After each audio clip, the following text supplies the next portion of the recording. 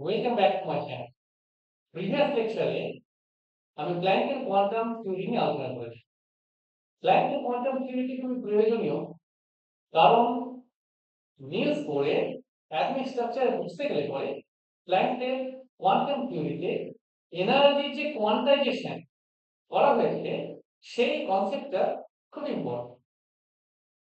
Nils bore তার atomic মডেলে প্ল্যাঙ্কের quantum থিওরিকে apply করে বা প্ল্যাঙ্কের কোয়ান্টাম তত্ত্বকে অ্যাপ্লাই করেছে।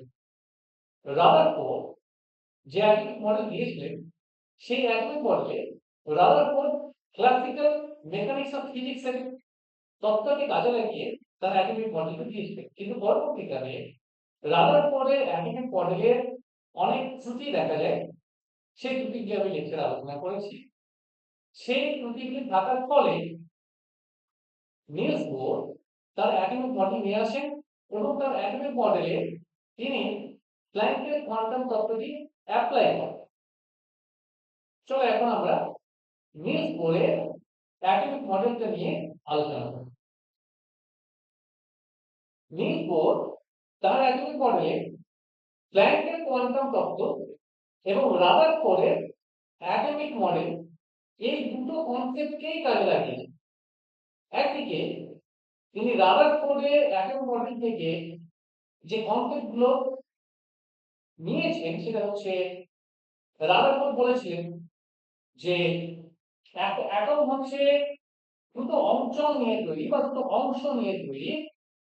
অর্থাৎ একটা অ্যাটমের মাঝখানে থাকে একটা ছোট বা টাইনি রিজিয়ন বা অঞ্চল। সেই টাইনি রিজিয়নে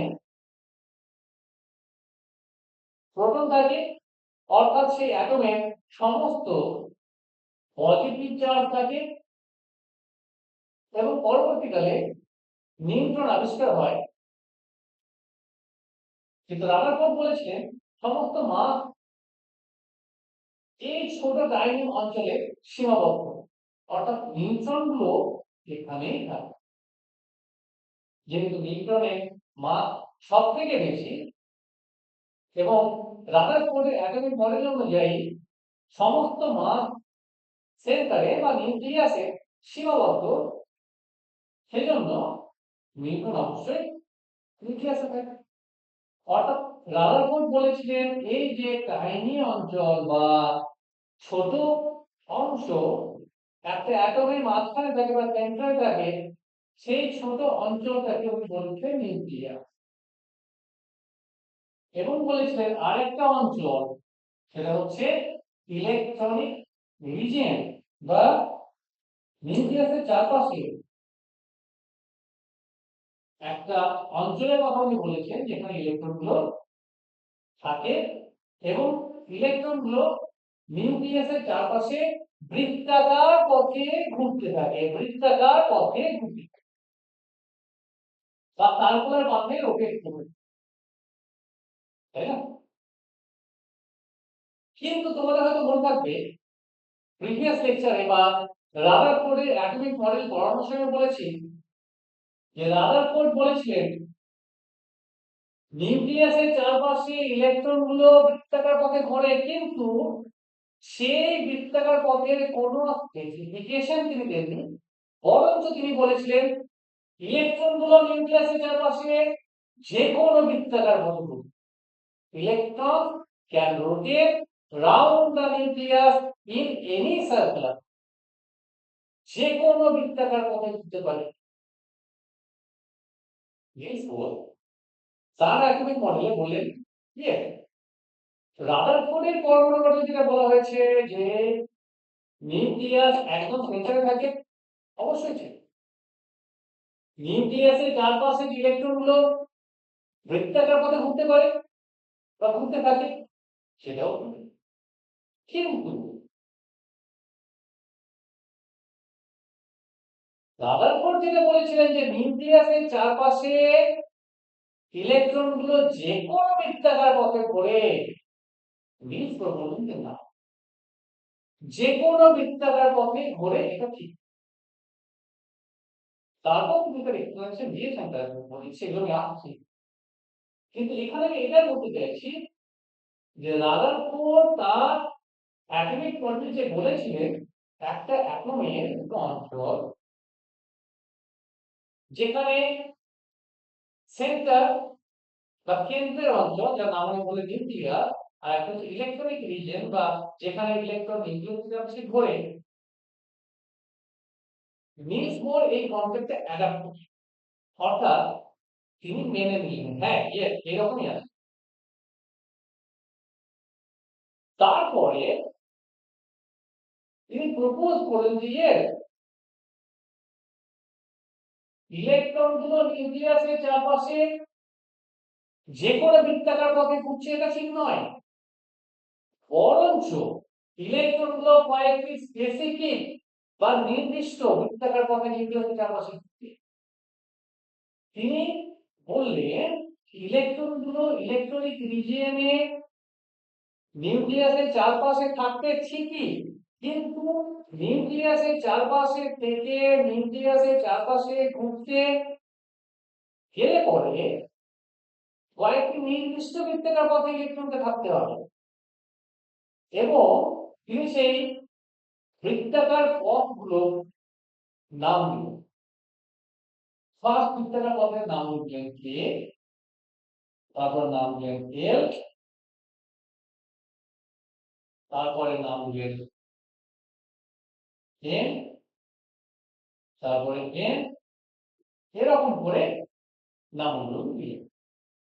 অর্থাৎ নিউক্লিয়াসের কাছে থাকবে কে, তারপরে এল, তারপরে এন, তারপরে এন, এরকম করে দূরত্ব বাড়বে, ঠিক আছে। অর্থাৎ নিউক্লিয়াসের চারপাশে কয়েকটি নির্দিষ্ট বৃত্তাকার কক্ষপথে ইলেকট্রনগুলো ঘুরছে।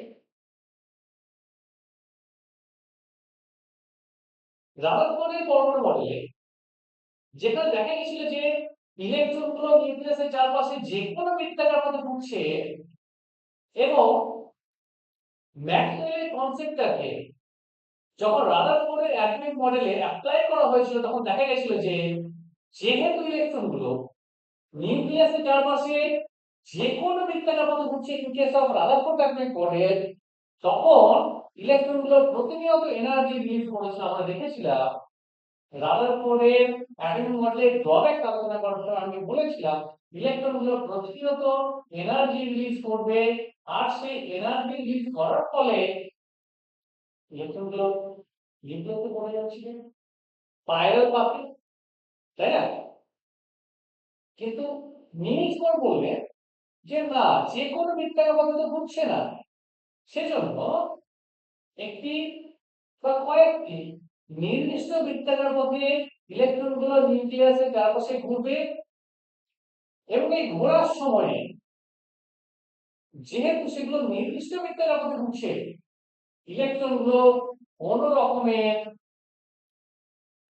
এনার্জি রিলিজও করবে না বা কোন ধরনের এনার্জি অ্যাকসেপ্টও করবে না, অর্থাৎ অ্যাবজর্বও করবে, ঠিক আছে।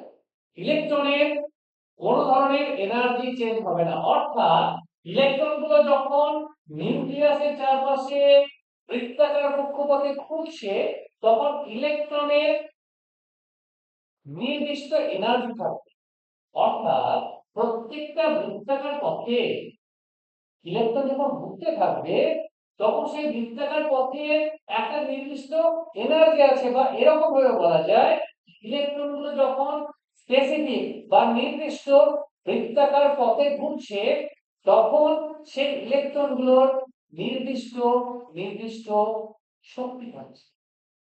সেজন্য প্রত্যেকটা বৃত্তাকার পথকে বলা হলো কি স্টেশনারি অরবিট বা শক্তি স্তর, ঠিক আছে, এগুলোকে বলা হলো স্টেশনারি অরবিট। অর্থাৎ সেখানে ইলেকট্রনগুলো ঘোরার সময় তার নির্দিষ্ট ফিক্স এনার্জি থাকবে, এবং পরবর্তীকালে আমরা দেখবো যে প্রত্যেকটা কক্ষপথে ঘোরার সময় ইলেকট্রনের এনার্জি কিভাবে ক্যালকুলেট করা যায় সেটাও নিয়োগ বোর তারা কিন্তু মডেলে করেছে। এখন প্রশ্ন হলো যে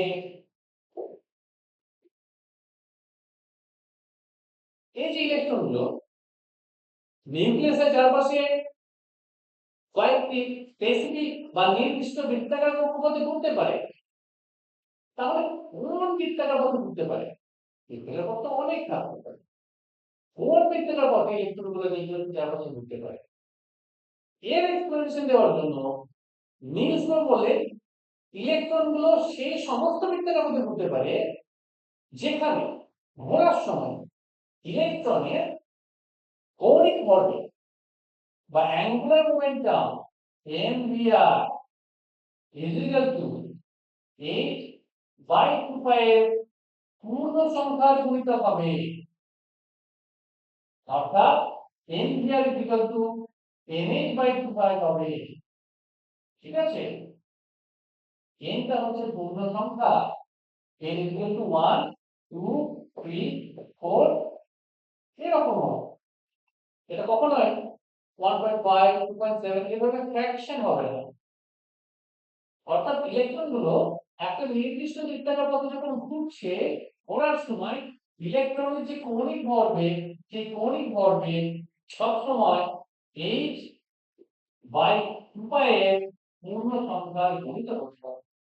তার মানে দেখো এখানে বৃত্তাকার পথগুলো কোনগুলো হতে পারে তার নির্দিষ্ট স্পেসিফিকেশন দিয়েছে। অর্থাৎ উনি বলেছিলেন যে সব বৃত্তাকার পথে ঘুরবে না, সেই সমস্ত বৃত্তাকার পথে ঘুরবে যেখানে ঘোরার সময়ে তার অর্থাৎ ইলেকট্রনের কৌণিক ভরবেগ নির্দিষ্ট থাকবে। এই যে কনসেপ্ট, এই যে ধারণা উনি দিলেন, এটাকে বলা হয় principal of quantisation of angular momentum বা ফোর্থ কনসেপ্ট অফ কোয়ান্টাইজেশন। ঠিক আছে, এখানে দেখো উনি অ্যাপ্লাই করলেন প্ল্যাঙ্কের কোয়ান্টাম থিওরি। দেখো প্ল্যাঙ্কের কোয়ান্টাম থিওরিতে কি বলা হয়েছিল? প্ল্যাঙ্কের কোয়ান্টাম থিওরিতে বলা হয়েছিল যে এনার্জির একটা ইউনিট আছে বা একক আছে, অর্থাৎ ফিক্সড একক আছে, এবং সেই ফিক্সড এককগুলোর মান উনি দিলেন বেশি। সেজন্য একটা হোল এনার্জি, একটা হোল রেডিয়েশনের টোটাল এনার্জিকে ক্যালকুলেট করা গেল। এখানেও নিলস বোর বললেন কি, ইলেকট্রন যখন নিউক্লিয়াসের চারপাশে ঘুরছে তার অ্যাঙ্গুলার মোমেন্টামকে ফিক্সড করে দিলেন। তার অ্যাঙ্গুলার মোমেন্টের একটা ফিক্সড ভ্যালুর কথা বললেন। এই যে fixation of value of angular momentum, এই নির্দিষ্টকরণ, এটাই হচ্ছে কোয়ান্টাম বা কোয়ান্টাম তত্ত্বের ব্যবহার। ঠিক আছে, তাহলে আমরা কি দেখতে পেলাম? আমরা দেখতে পেলাম নিলস বোর বললেন ইলেকট্রন গুলো নিউক্লিয়াসের চারপাশে কয়েকটি বৃত্তাকার পথে ঘুরবে, কয়েকটি নির্দিষ্ট বৃত্তাকার পথে ঘুরবে অ্যাকচুয়ালি, এবং সেই বৃত্তাকার পথে ঘোরার সময় ইলেকট্রনের কোনো ধরনের এনার্জির চেঞ্জ হবে না, শক্তির কোনো ধরনের চেঞ্জ হবে না। থার্ড নাম্বার উনি বললেন কি, ইলেকট্রন গুলো একটা পার্টিকুলার বৃত্তাকার পথে ঘুরতে পারবে তখনই যখন সেই বৃত্তাকার পথে থাকার সময় ইলেকট্রনের কৌণিক ভরবেগ mvr ইকুয়াল টু mh/2 হবে, এবং n এর ভ্যালু হচ্ছে 1 2 3 4 এরকম, অর্থাৎ ফিক্সড হবে। প্রত্যেকটা সার্কুলার পাথ বা বৃত্তাকার পথে এনার্জি ফিক্স থাকবে, তাই না? তবেই তো ইলেকট্রনের এনার্জি ফিক্স থাকছে। আর উনি বললেন যে ইলেকট্রন গুলো যখন একটা কক্ষপথ থেকে আরেকটা কক্ষপথে যায় তখন ইলেকট্রন কে থেকে এলে যাচ্ছে,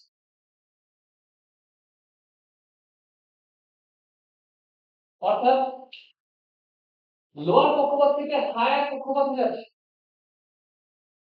কিংবা ইলেকট্রন এম থেকে এলে আসছে, অর্থাৎ হায়ার কক্ষপথ থেকে লোয়ার কক্ষপথে আসছে, এই দুটো ক্ষেত্রে যখন লোয়ার কক্ষপথ থেকে হায়ার কক্ষপথে যাবে বা হায়ার কক্ষপথ থেকে লোয়ার কক্ষপথে আসবে, এই দুটো ক্ষেত্রে ইলেকট্রন এনার্জির আদান প্রদান করবে।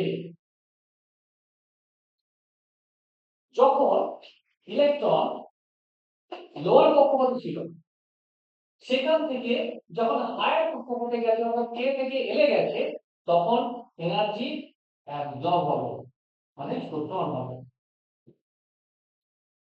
আবার যখন হায়ার কক্ষপথ থেকে ইলেকট্রন লোয়ার কক্ষপথে আসবে, তখন এনার্জি এমিট করবে বা বর্জন করবে। ঠিক আছে, এটা উনি বললেন যে একটা পার্টিকুলার কক্ষপথে থাকার সময় ইলেকট্রন তো এনার্জি অ্যাবজর্ব করছে না, আবার এমিটও করছে না, কিন্তু যখন কক্ষপথ চেঞ্জ করবে তখন এনার্জি চেঞ্জ হবে। লোয়ার থেকে হায়ারে গেলে এনার্জি নিতে হবে, আর হায়ার থেকে লোয়ারে গেলে এনার্জি এমিট করবে। অর্থাৎ উনি বললেন নিউক্লিয়াসের কাছাকাছি যে সমস্ত স্টেশনারি অরবিট বা কক্ষপথগুলো বা বৃত্তাকার পথগুলো থাকবে, তাদের এনার্জি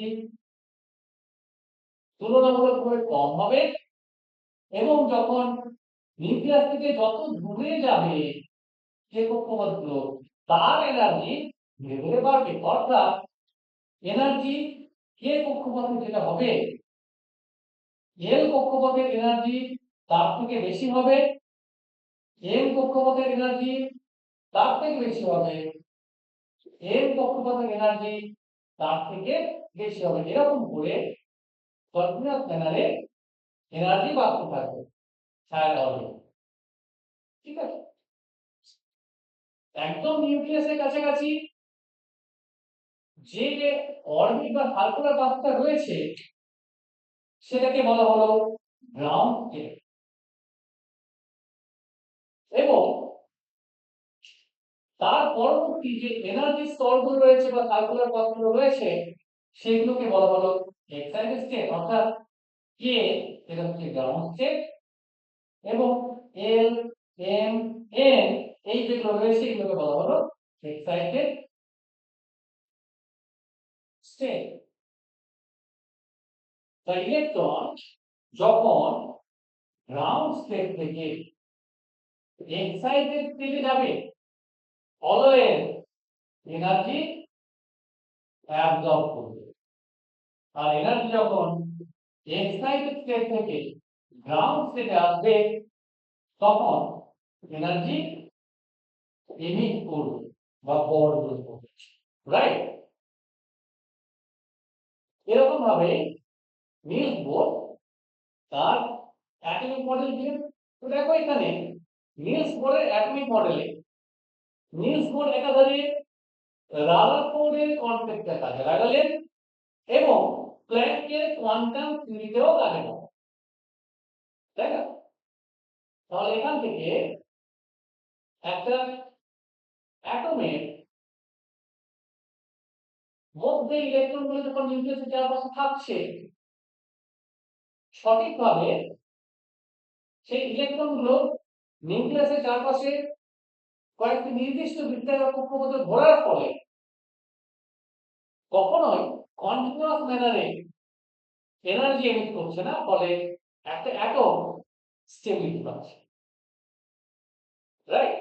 এরকম ভাবে নিলস বোর তার অ্যাটমিক মডেলের পস্তুলেট বা সিদ্ধান্তগুলো দিলেন, এবং এরকম ভাবে তিনি একটা অ্যাটমের স্টেবিলিটিকে এক্সপ্লেন করলেন, যেটা রাদারফোর্ডের পরমাণু মডেল থেকে অ্যাটমের স্টেবিলিটি সম্বন্ধে কোনো এক্সপ্লেনেশন পাওয়া যাচ্ছিল না, তার একটা সঠিক এক্সপ্লেনেশন।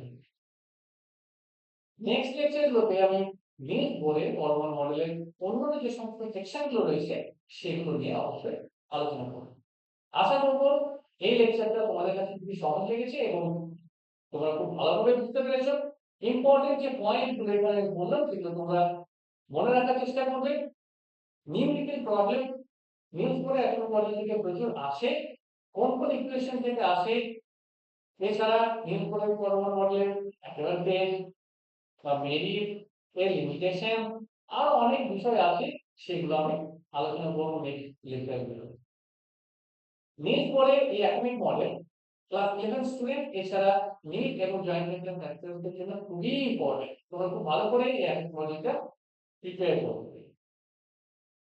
আশা করছি লেকচারটা তোমাদের কাছে খুবই ভালো লেগেছে। যদি এই লেকচারের পিডিএফ নোট তোমরা চাও, সেটা বাংলা কিংবা ইংলিশ যে কোনো ল্যাঙ্গুয়েজে হোক না কেন, তো ল্যাঙ্গুয়েজের পিডিএফ নোট আমি দিয়েছি গুগল ড্রাইভে। তোমরা ডেসক্রিপশন বক্সে যাবে, সেখানে একটা লিংক দেওয়া আছে, সেই লিংকে তোমরা যদি ক্লিক করো তাহলে গুগল ড্রাইভে পৌঁছে যাবে, সেখান থেকে তোমরা পিডিএফ নোট ডাউনলোড করে নিতে পারো এবং ভালো করে পড়াশোনা করো, ভালো result. Thank you so much.